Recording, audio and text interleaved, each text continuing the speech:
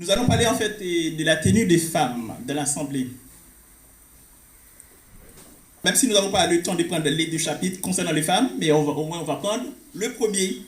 C'est 1 Corinthiens chapitre 11.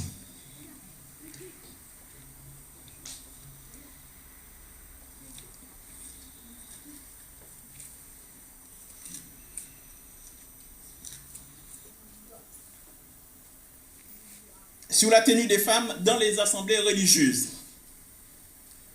Alors, nous savons que nos sœurs jouent un rôle important dans nos assemblées.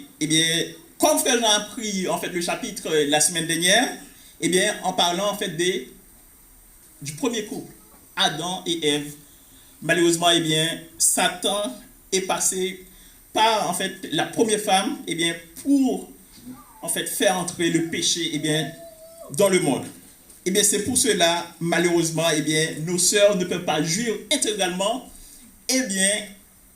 tous leurs droits, on peut dire. Mais une chose est sûre, ce qui importe, c'est qu'elles aspirent à la vie éternelle, comme nous.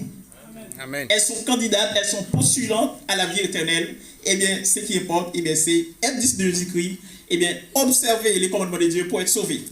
C'est pas occuper le première place, le première place, tous ceux qui seront sauvés seront toujours à la première place. Nous allons prendre en fait le verset 2.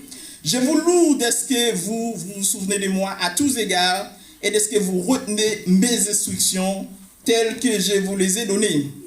C'est d'ailleurs l'apôtre Paul qui parle. N'oubliez pas, quand les apôtres parlent, quand les prophètes parlent, ils ne parlent pas d'eux-mêmes, mais ils étaient sous la dictée de l'Esprit Saint. Amen. Je veux cependant que vous sachiez que Christ est le chef de tout homme, que l'homme est le chef de la femme et que Dieu est le chef de Christ. C'est comme si l'apôtre Paul a établi une hiérarchie. Bien que nous savons pertinemment, il n'y a pas Dieu, il n'y a pas Christ, il n'y en a qu'un seul. Mais comme Jésus-Christ était venu en tant qu'envoyé, c'est normal qu'il parle ainsi. Mais nous savons clairement, il n'y a qu'un seul Dieu, ce Dieu-là, c'est Jésus-Christ.